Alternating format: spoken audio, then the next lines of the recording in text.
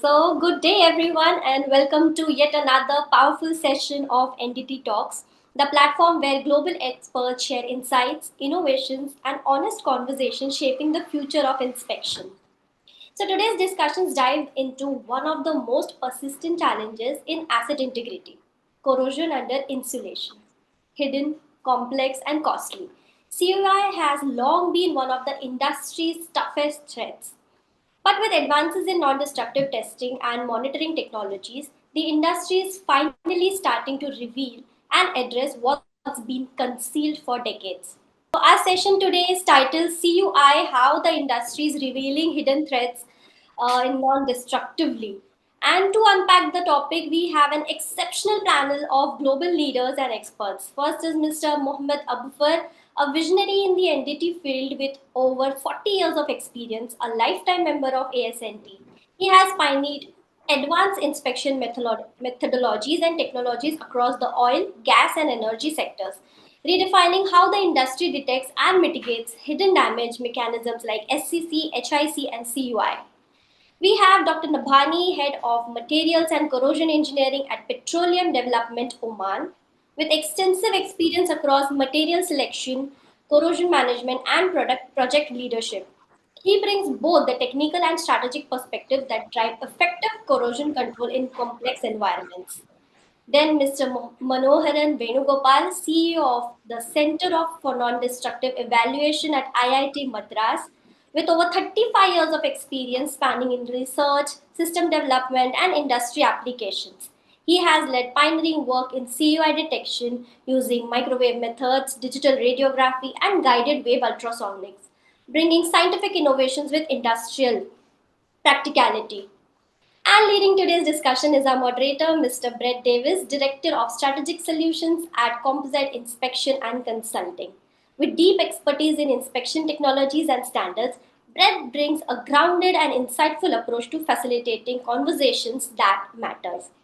So before we start, a quick note: our special buyer's guide is out, which is everything you need to know before you buy your next UT system. This guide helps you make smarter, faster, and safer equipment decisions, all reviewed by industry experts.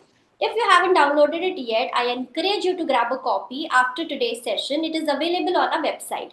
It's designed to save your time, money, and a few headaches when you are evaluating your new UT systems.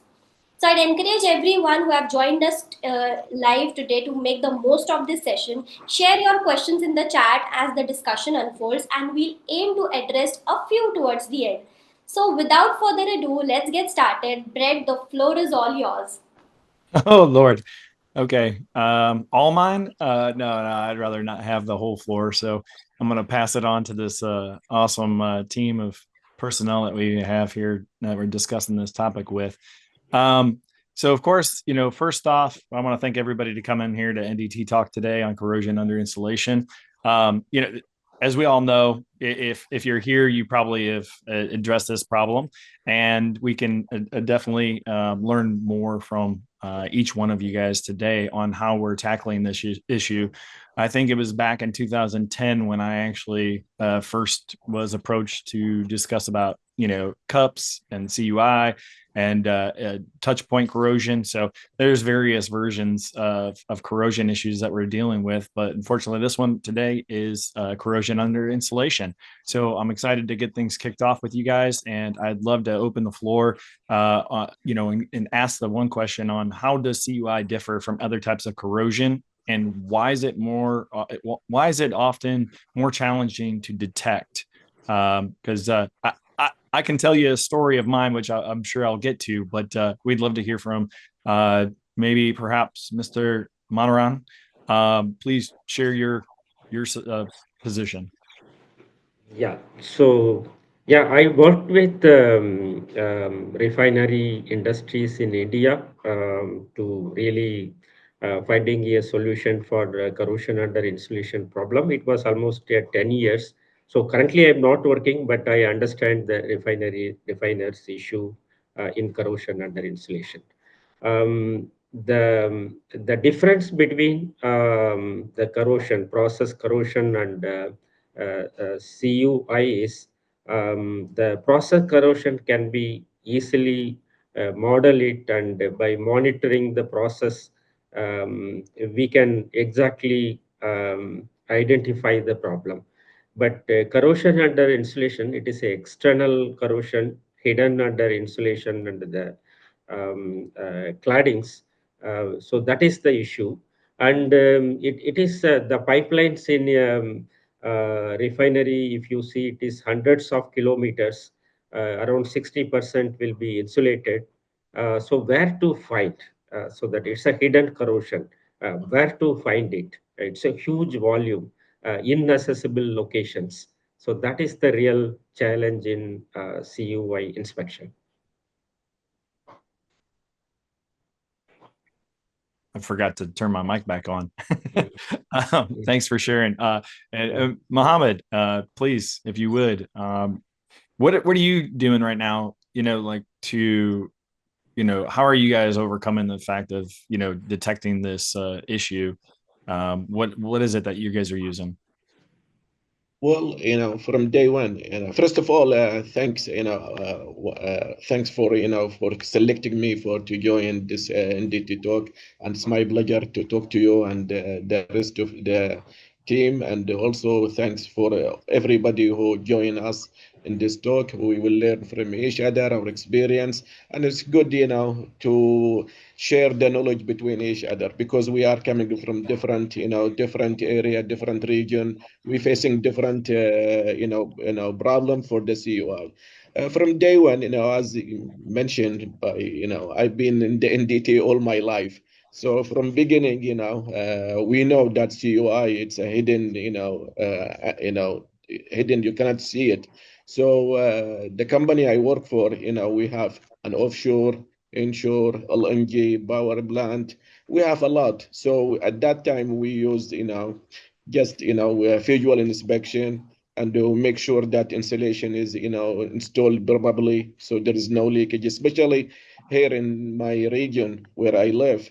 We live in near the Gulf where high humidity, so we get 100% humidity. And also with this infrastructure plant built from last century, during 50 and above. So the company really, want to make sure there is no CUI. So we do visual inspection, radiographic testing, profile shot in the area that we suspect and that there is a CUI. We be lucky, to find something because we cannot see it. It's really threat, very threat, to the operation. Anyhow, but day by day, the NDT technology, improved, from visual inspection and to another technology, and especially when infrared, came and introduced, and we use it really. I was, certified from Inframetrics from Boston. I've been there 1997. So we do an infrared for the whole plant to verify whether there is any damage in the insulation. From there we go, either remove it and fix it, especially in nitrogen, tanks, nitrogen, steam lines. Uh, it helped us a lot. And so we, day by day, or every year we are scouting for technology that really help us to verify the condition whether we have CUI or not. And I don't want to, and I will talk during the talk. I will introduce many of this technology, but as I mentioned at the beginning, we started with just visual inspection and radiography, and then we moved to infrared, and later on we use so many technology that to ensure there is no CUI we have in our facility. Perfect. Well, we appreciate you guys sharing this, and Definitely. And one thing that I want to iterate to the audience, I know that you guys can't participate directly, but if you do have questions, remember, feel free to put your questions in the chat and we'll try to get to them. We probably won't be able to answer them all at the very end. So if you can toss them in the chat, we'll try to take record of those and make sure that we do get those answered. Dr. Talal, thanks for joining us. I wasn't sure if you're going to make it or not. So, hey, glad that you're here. How are you? Alhamdulillah, thanks. I'm sorry for being 1 minute late or 2 minutes. No. You're time difference. You're good. The floor is yours now. No, I'm just hold on. Just to say hi to you. Assalamu alaikum, Dr. Talal. Just my son also came to check out what I'm doing. So hey, we gotta learn. If you came to ASNT last week, we had a children's STEM project. Actually, the kids could actually go out and do some NDT at the table, so that was good. So it's glad to see them on there. Dr. Talal, I guess I'm going to give you the follow-up question. So as you know, Mohammed was actually just talking about this a little bit. What are these? How do NDT technologies work in these environments when you can't see something? Can you? I'm sure a lot of us probably understand the CUI by now, and we've all been facing the problems of what technology is best out there. And I do encourage anybody that if you guys have used something, now if you don't want to give away your trade secret, don't put it in here. But it would be good for everybody to know what everyone is using. So you guys can put that in the chat as well. That'd be nice to put in there. But Dr. Talal, do these technologies provide real-time data, or is there a lag? And how does this impact the decision making? If you can elaborate on those, that'd be nice. Yeah, thanks first for inviting me. I'm happy to be with Abu Jasim and other team here. They are very more specialist than me on this area. But this corrosion under insulation is really, as mentioned, already started. It's really something, it's still not really we feel comfortable with one technology or something that we are very comfortable. Especially those technology can help, but still it's not the same as other piping, which is above ground, without insulation, so you can see, and there are so many uncertainties. However, there are some also area where we can see it about real time, like corrosion radar, pulse eddy current, those things like guided wave, UT provided real time data. However, we will need to supportive NDT to quantify. It's not possible to quantify the defects, basically. So it's like a qualitative method rather than really give you what's the thickness measures and those things that make you confident. So sometimes also the issue is about real time that you cannot do those inspection because of geometry restriction, and we've seen it that all the area is difficult to get access there. So that's also it's very challenging also. So some of them, yes, give you real time, but it's a qualitative method in my opinion. It's not like really that something 100% you can rely on and give you this. I like that answer, and it's an honest answer, and I appreciate that, because I get sick and tired of everybody always telling us, hey, we got the answer, we got the silver bullet. We get really close to silver bullets, and then we find out more that there's always going to be complementary technology that we need to use to support whatever it is that we found, right?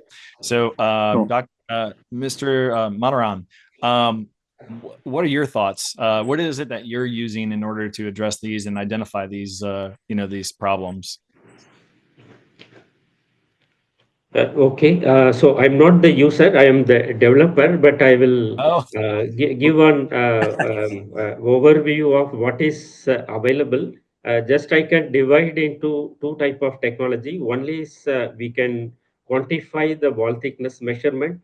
Other is which can measure water ingress and moisture.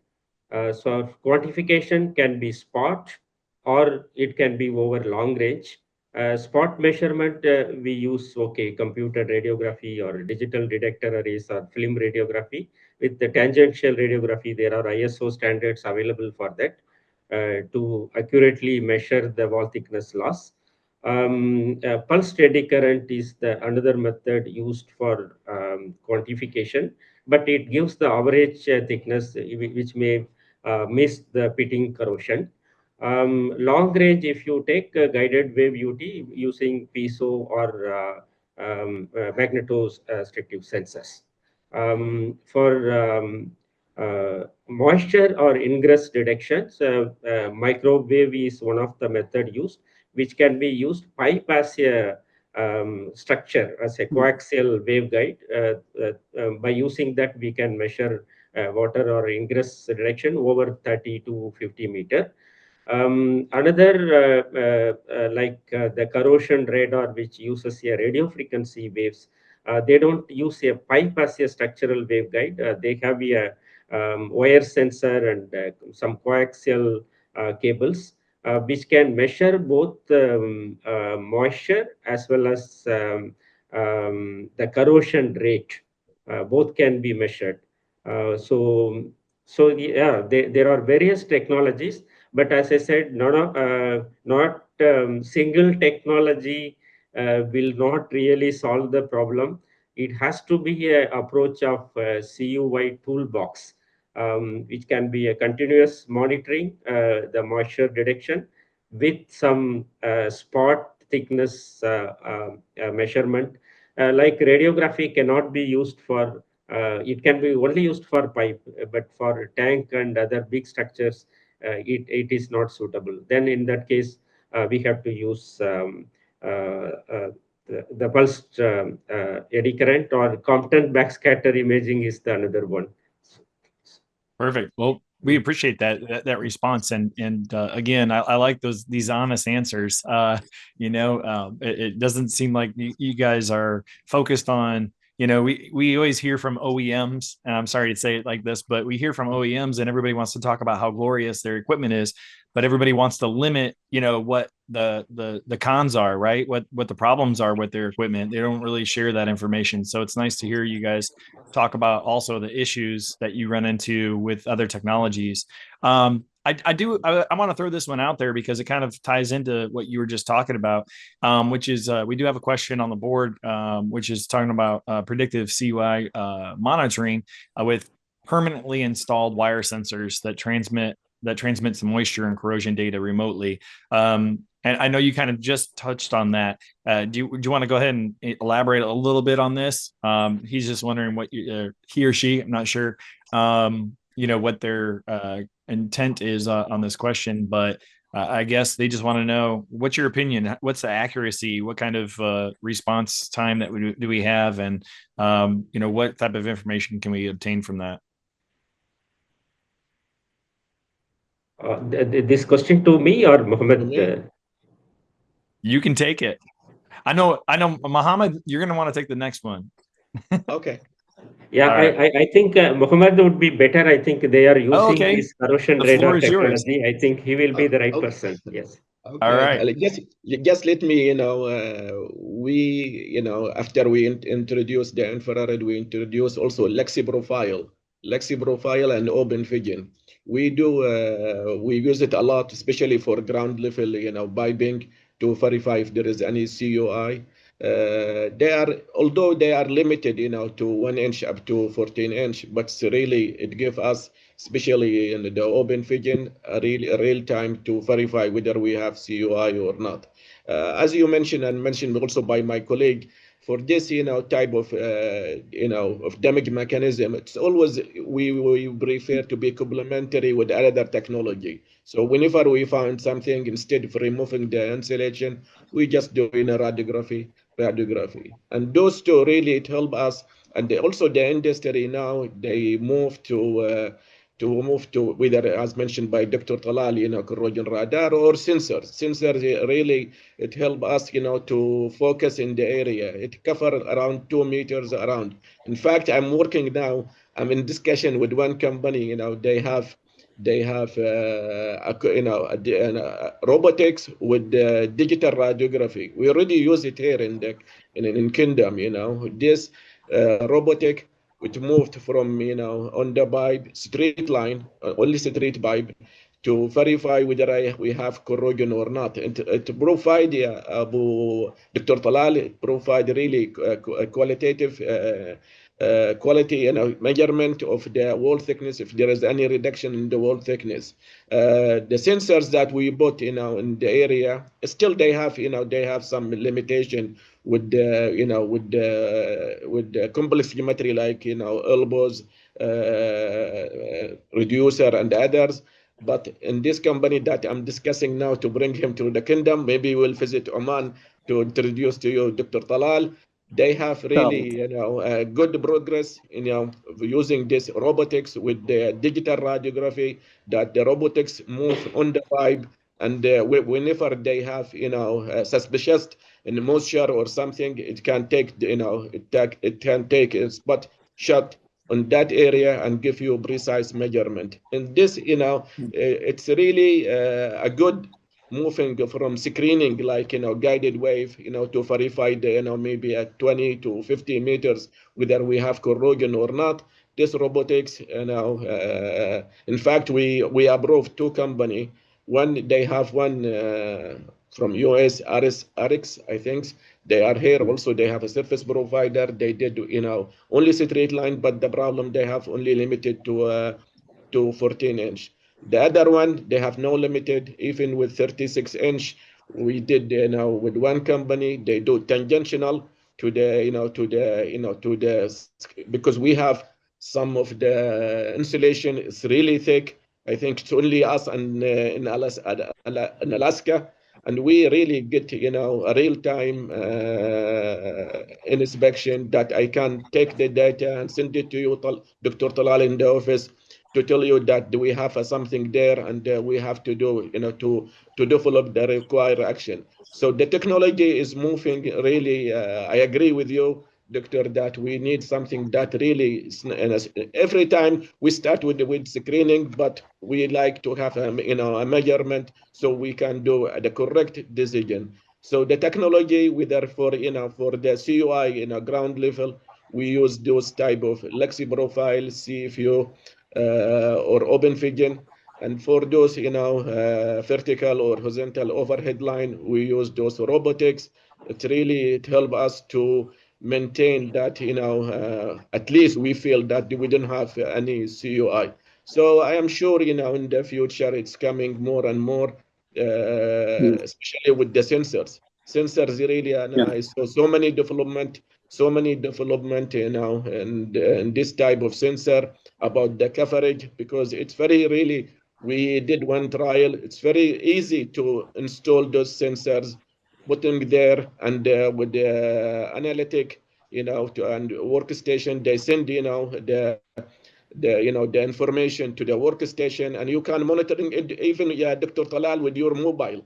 You can download, the app, and you receive all the information. And those sensor, the good things with those sensor, their time life, the time life or the life of those sensor, 10 to 15 years. So your plant or your pipeline or pipeways, it will be monitored for 24/7, getting any information. If you get any problem, you can either you use digital radiography. Really, it helps, Yeah. if spot check to There he is. verify and Okay. give you a good reading. Froze up on I there don't for a know second. if possible, ahead, just Doctor. to comment about this one, because this is a good question about predictive tools and AI, which is the future. And the moisture sensor, we tried it. It's detect the moisture, so this is good start. As it said, it's predictive, so it can predict that the moisture is there, but how much corrosion rate, how that's growing, that also will need more data. This AI, it needs a lot of data to help you to make your decision later. So as data is coming and more, it will help you more. However, there is no one-stop solution. That's help you, give you indication there is a moisture there. If there is a moisture, it can predict. Maybe with another technology you utilize, it can help you to make your decision better, give you more confidence, basically. Perfect. No, I Agreed, appreciate that. Talal. I'm glad you didn't continue to elaborate yet, because AI is the next topic. So that we're getting to. So we do have some questions, and no, I appreciate the insight. I do have to ask you, Mohammed, how much do you pay the actors? Planting these questions in here, because I'd like to be one of your actors on the side here, because you actually were talking. I don't know if you're actually looking at the chat or not, but you're actually No, I didn't answering look. things. No, I'm just teasing, but they're actually talking about some of these things. so no, this is good, because somebody actually just talked about the Lexipro, and they were asking some questions. So please get with Mohammed. It sounds like he's very insightful on this. But moving on to the next conversation, which is our industrial and industry specific challenges. So could each of you? I'm going to give a quick run over of what I ran into, and it's not specifically CUI, but it was a corrosion related issue, and I can understand that it could run into the similar problems. Just quickly, I was at a gas facility, and they had forgot to close off this underground the area, and the pipeline ran down underneath the fueling lines. And so when the summer came, they had to suck all the water out, pump it all out. Well, of course, as we all know, those pipes were in ice, encapsulated in ice underwater. However, it would have been nice to have the proper technology to be able to identify the issue, because as we all know, you got heavy scaling, and that scaling can mask the greater problem underneath. And that's the reason why we say don't remove the scale, right? Is because you need to figure out how to measure what's underneath there, because sometimes the scale is the only thing that's really showing or holding the whole structure together, and keeping it. So we start cleaning the pipe off, as you're supposed to put the we were using guided wave, so we were trying to put the collar on. And lunchtime came, we left, we came back, well, gas fuel was shooting out of the hole, and so we had to run up and press on the emergency stop valve, because we removed a little bit of the scale to put our collar on, but that little bit of scale was all it needed to finally escape, and the pressure built up high enough, and the fuel shooting out of the hole. So these challenges, if you guys could share your just a quick little brief story of when you guys faced a CUI issue, and what did you guys do to overcome?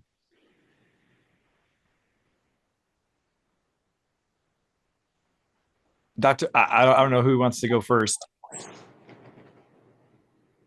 Okay, in video, to be honest, we didn't fit because we are lucky that we are operating in dry area.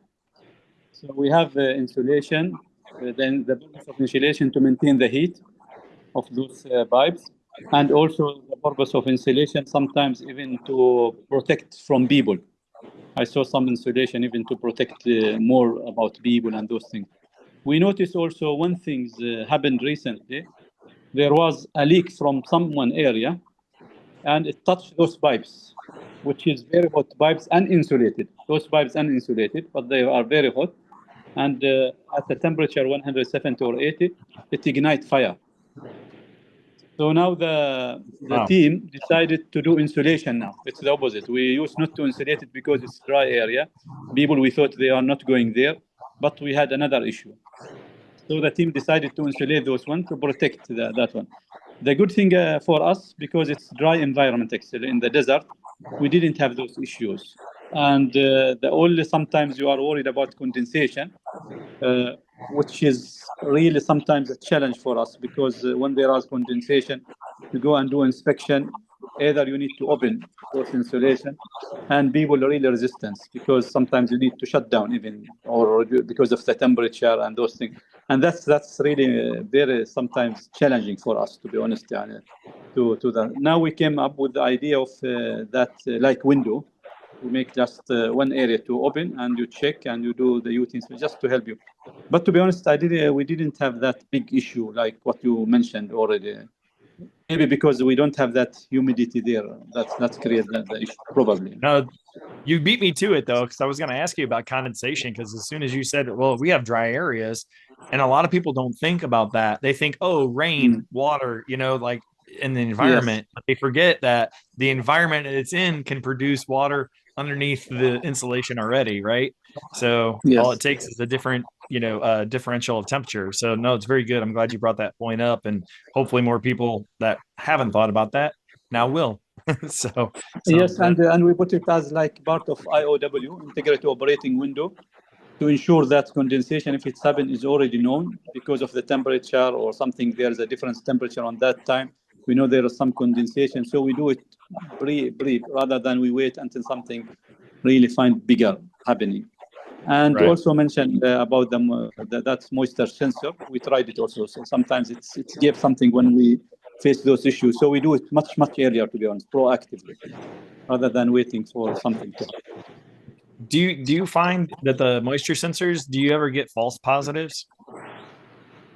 From the trial we set up, yes, it was finding good results actually. Those Okay, good. sensors, they were able to prove to us, because when those, we know the line which has that issue, so we put those in the same line we know, and we open it after a while, so the data almost helping, yani it helped. But those sensor also, it could have a limitation. It could have, if it stay for long, maybe that's because of the scaling and corrosion, maybe impacting the readings and those things. So also we have to be careful, yani it's not every one solution fit everything, yani you need to be careful. Perfect.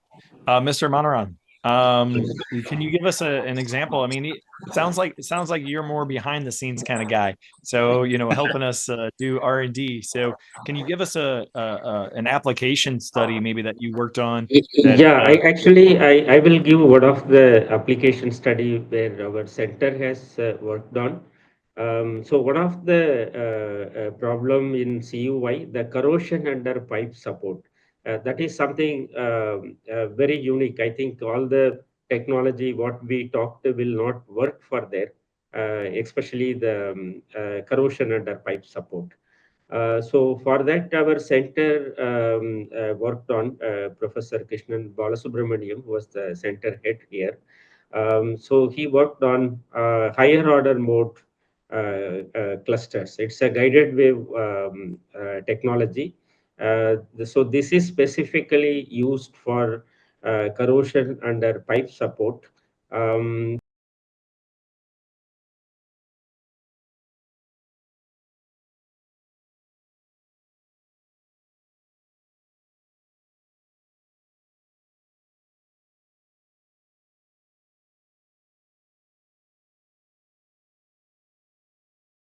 They are providing it as a service globally.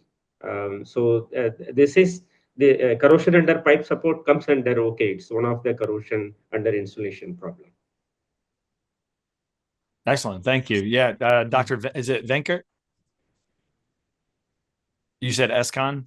Is that? Yes, yes, Yeah. yes, Yeah. SCON. Tony, yes, international. Okay. Yeah. Excellent. Thank you. Mohammed, did you want to give a quick story? Well, He has never too be many quick stories. story. Give us one, Or I Muhammad. tell you what, I know, of course. I tell you what, why don't you do this? Why don't we move on? I know he and I, we can tell a lot of stories. But why don't you answer this one, on the follow-up question, which is common misconceptions.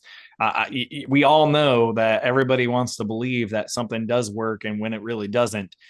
I've been victim of this. You search, you believe, you hope, you believe you found the right, technology to help, but then and then you try it and you're like, oh, this is a dud. This does not work at all. What are a couple common misconceptions? Because it's nice that the industry talks openly and honestly, as I always say, it's best to be transparent. What can you tell us? Like, what are some misconceptions that people think that are, that they may be out there using a technology that really is masking the problem? Well, it's yeah. I think it happened with all technologies. The problem, even I have a post, for in LinkedIn about validation of the technology, because the developer, whether he in Europe, in state or Asia or anywhere, he will do it maybe most of the time in lab. Then later on, he will take it to maybe one application or two or three, maximum five. So the environment here, we have harsh environment, we have humidity, we have, desert, environment. We live in different, part of the world with different environment. So validation for the technology, many technology have been introduced for the CUI. We reject many, really. We reject many. We ask, the developer to go back and, to make sure, that it meet our requirement. First of all, we do some, disk review to make sure that, whatever, information there, it's really can resolve our challenge. So with digital with digital, especially when we introduce the Lexi profile and Open Vision, we have problem. But sometime, in my opinion, I don't want to stay with zero, solution. If I get 50% solution, that's much better than to keep, our pipeline or pipeways without any inspection. So we use the sensors. We use even, in the offshore, really there, humidity, rain, and every water is there. Moisture will be there. We come to, we ask some developer to have really a good insulation. There are some insulation they can give you 25, 30 years without, their warranty, no moisture will be there. So it's not only also NDT technology. We look for another technology or other product that help us to minimize, not to eliminate, because we cannot eliminate the CUI. And those technology, as we start with Lexi profile, because the radioactive, we moved into Open Vision so we can get more. Then we ask also for developer for robotics. We have robotics with the Open Vision, so we can move and cover those lines, whether they are above the ground or in the ground. So we make the speed up, the inspection. So the development, it's going on. I'm sure no company now, resolve this issue. They can get right now all the result. But really, in some part we resolve. Sometimes there is an action, the type of the installation, whether they're using robotics, sensor. We use the continuous sensor, especially in the construction. From beginning, we put sensor everywhere, so we make sure there is, especially the area we are expecting to have CUI, so we have a sensor all over, or some sensors in those infrastructure or all the plant in the area that we know, and really it works. But again, those just look for the moisture. If there's no moisture, there's nothing. But the robotics with the digital radiography, with the plane or flexible, really it works very good to give really a good result. It's costly, really. It's costly, and because there are only a few companies around the world, they have this technology. But we are, in continuous development. So I'm sure, in the next year and 5 to 10 years, we will have much better technology than what we have now. You bring up a topic that I was just thinking about, and I'm sorry if I'm getting a little off, but off the questions exactly. But Mohammed, you bring up a good point, and let's just keep it ballpark figure. And of course, every plant is different. Realistically speaking, like how much are people looking at spending? A facility, a plant. You've been out to. You guys have a lot of facilities. I mean, on average, how much money do people tend to spend? How much are the companies tend to spend on setting up a monitoring system like what you're referring to? I mean, what's the averages? Do you have numbers? To whom, me? Yeah. Well, it depends about, the challenge. Is it whether corporate challenge or just, sometimes this challenge, we can resolve it internally with our experience. We can resolve it. Management, they really, they give, big support. We always, especially for technology, for digitalization, they are really providing.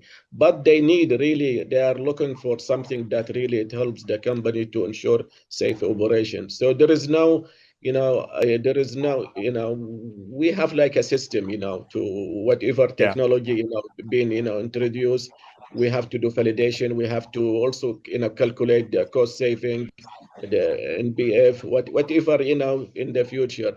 Then after that, we raise it, to the management. Really, the management, they have their own. I am not, they have their own, calculation. What, if there is also they scout to verify whether there is better technology or not.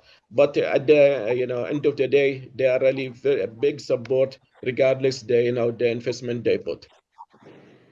So who's on our panel today? Who's our biggest AI user? Which of you three have been utilizing artificial intelligence the most?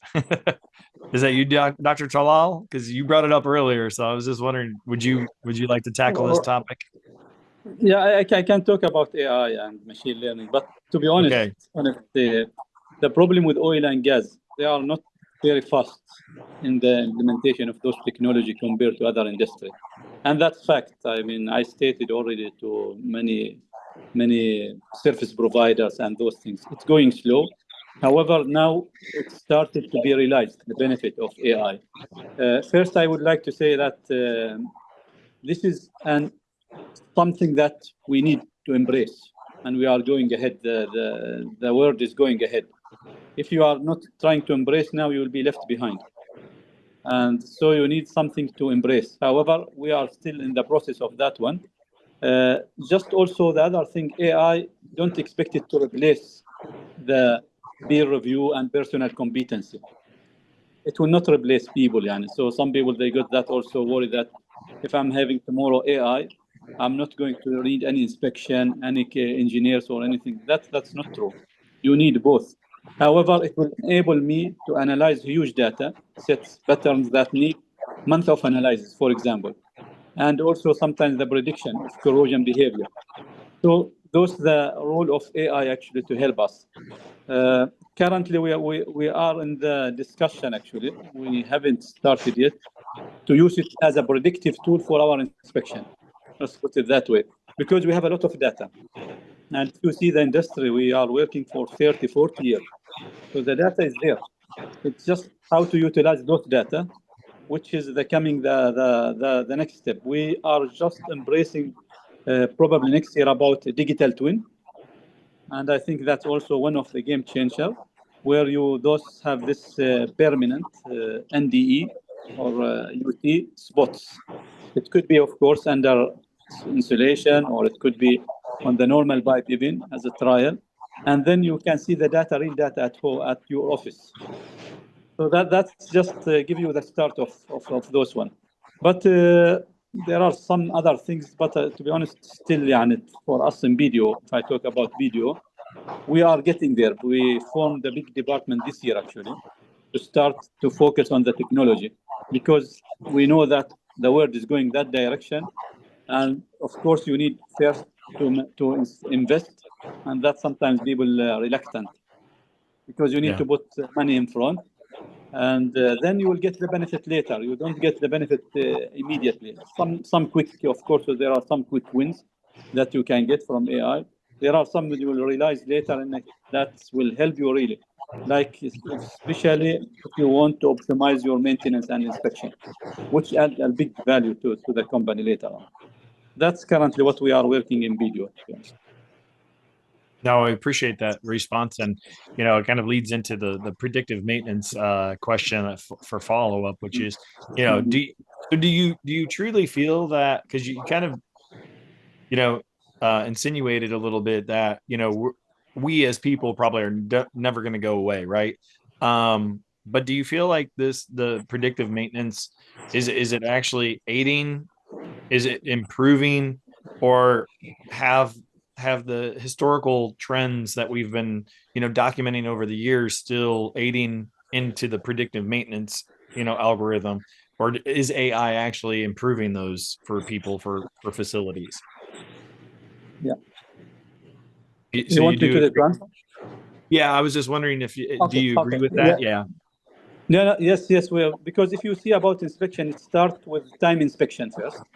So you have time every 6 months, every 6 years, every 7 years, it depends. You set up that one and you do the inspection, regardless of the corrosivity of that area and so on, just to get more assurance. Then it moved about risk-based inspection to optimize.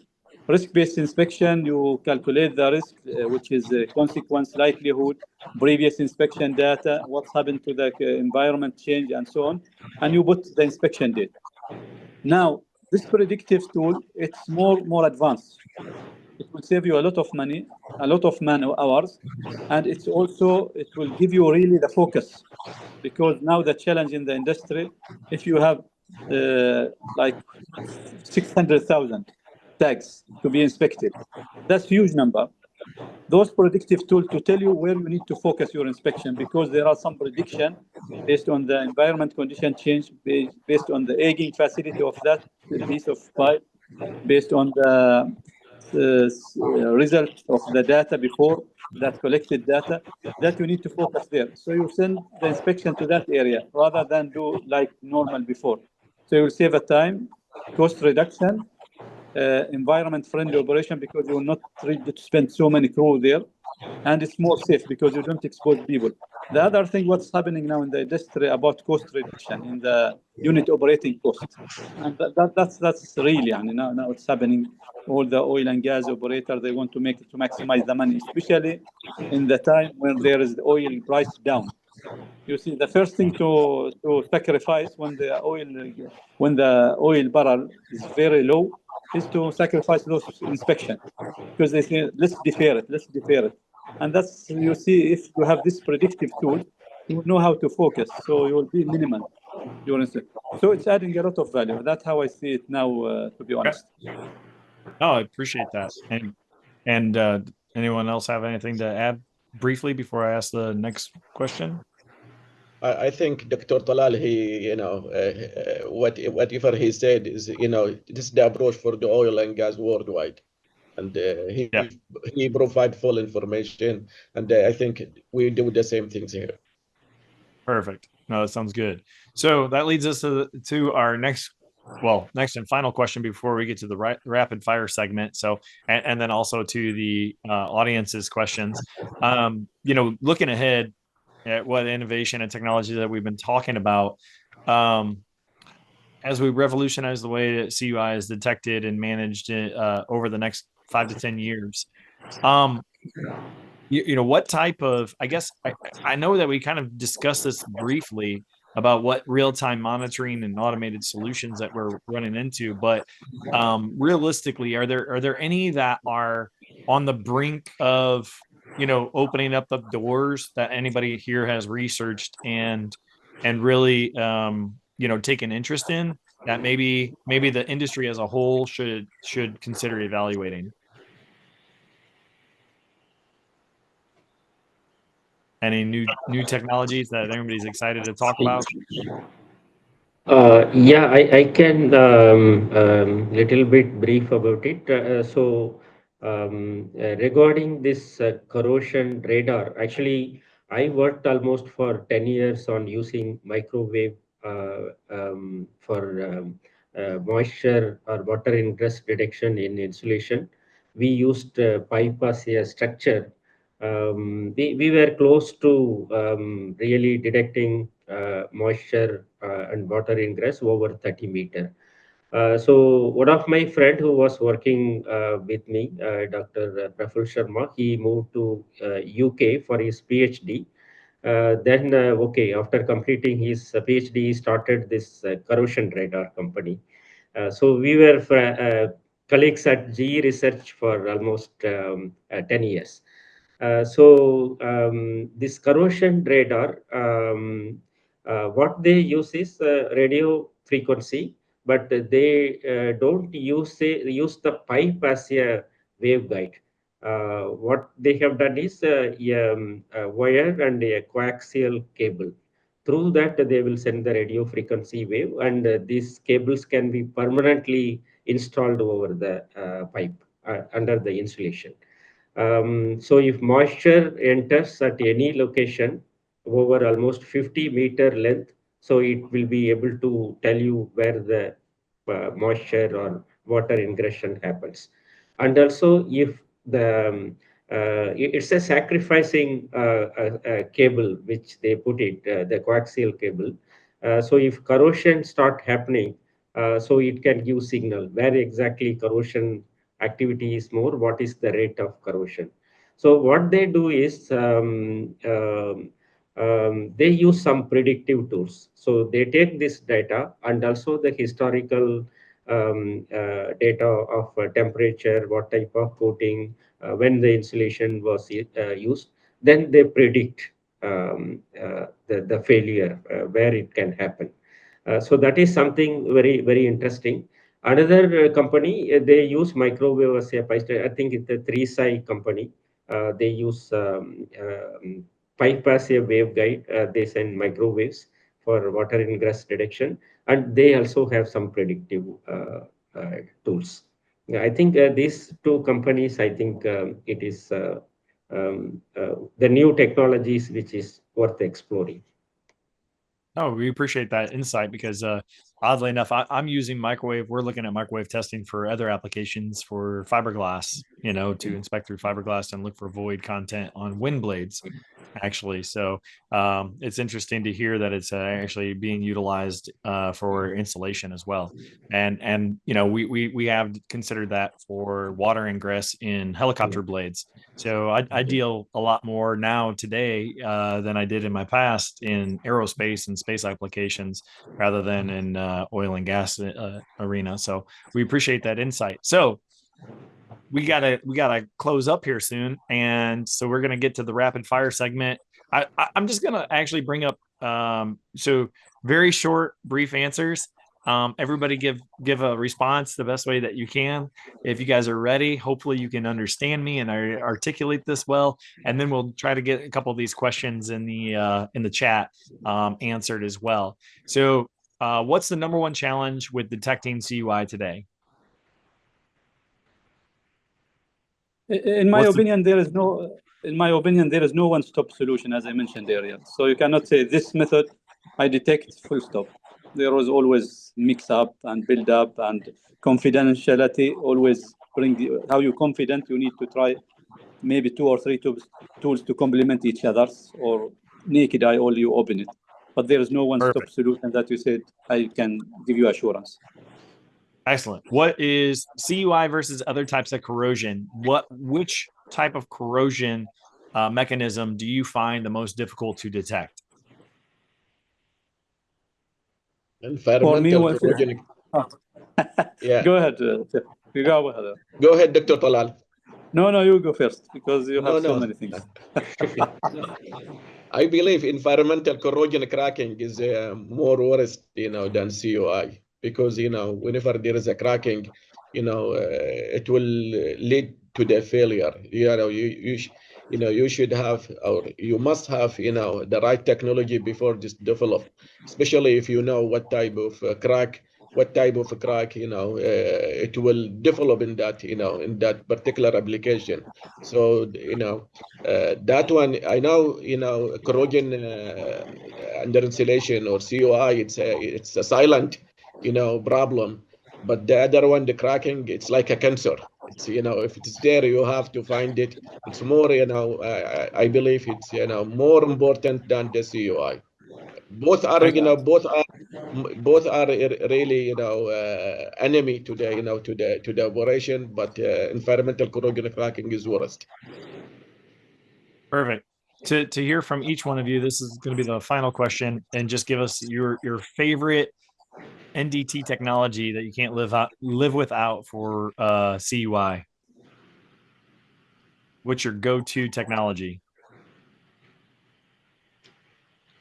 I think it is, it's water ingress detection. So that's one thing. But I can say that, so I worked with many customers. I think whatever technology you suggest, I think finally they prefer to strip off the insulation and visually inspect. Exactly.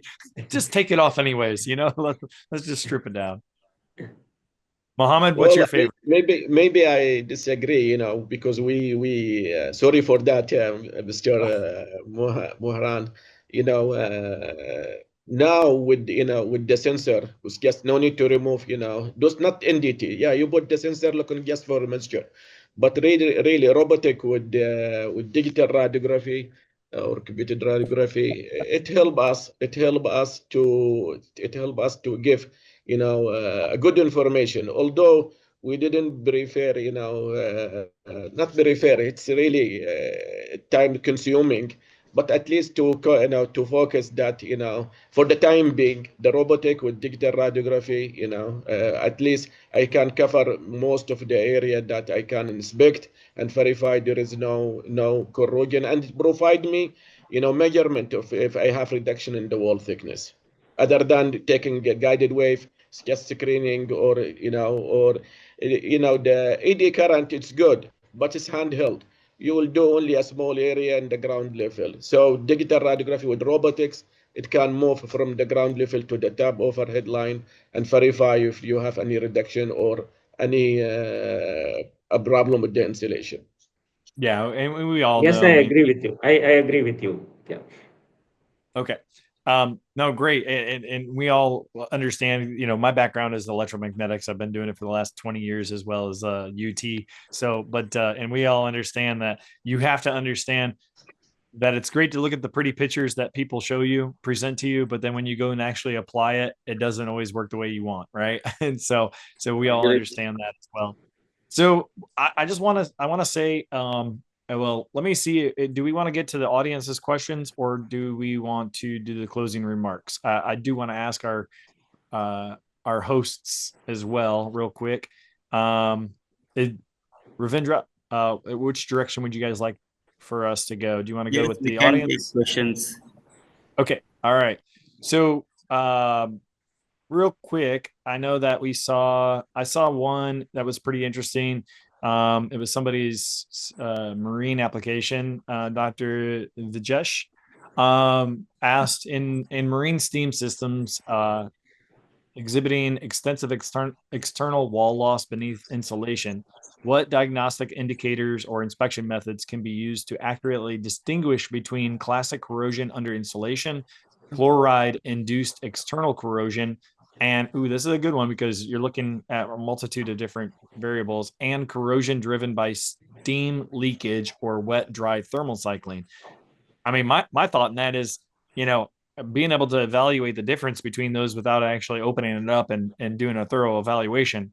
I don't know if we could ever differentiate just by an NDT modality if we can determine the difference between those three types of corrosion. Do you agree or disagree? Corrosion under insulation, chloride induced external corrosion, or corrosion driven by steam leakage or wet dry thermal cycling? That's a tough one. Well, if you have digital radiography, it may help. It may help to distinguish. Especially, you have to look to other parameter. Is that type? What type of, if the pipe? What's the surface of the pipe? There are other some parameter to help me to tell what type of corrosion. Similar, what type of a crack? All of them are a crack. And but the bottom line, I'm looking for a corrosion. If I have corrosion or not corrosion, then later on, what's Mr. Murhan, remove the insulation and you can tell what type of corrosion that you have. But at the beginning, do I have CUI or not? Yeah, I should find it. And for the digital radiography, I can, in some cases, whether I have scatter or I have cluster, corrosion, I can tell. But exactly the type of the corrosion, maybe other parameter will help me to tell based on the surface of the line, the type of the material, whatever there, that help me to to guess that this is the type of the corrosion. But in particular, I'm looking only to say, do I have corrosion or I don't have corrosion? Do I have severe corrosion or just scatter corrosion or minor corrosion? This is more important, to I think as a beginning to verify and make sure that whether you have a reduction wall thickness or not. Perfect. No, I appreciate the response. I could go on with you on that one as well. And so I'm just looking to see if there's any other questions. I don't really see any specific questions other than things that other audience members it looks like it has. What is your thoughts if you have used this? And you kind of elaborated on the Lixie profiler already, Mohammed. So I think you've already answered that. So honestly, I think we're good on the questions as we've been answering them as they've been coming in. So I appreciate, and I guess I do have a little bit of time to just say, looking at the grain structure change, looking at, the direction, obviously did it start from internal to external, and, looking at the damage mechanism should give us good key indicators as to what kind of corrosion, started under the insulation. So, well, I just want to thank everybody for coming, and joining us. It was a pleasure. Thank you guys for your valuable insight and, on this critical issue. So we really appreciate each and every one of you, Dr. Talal, Manoharan, and Mohammed, for joining us.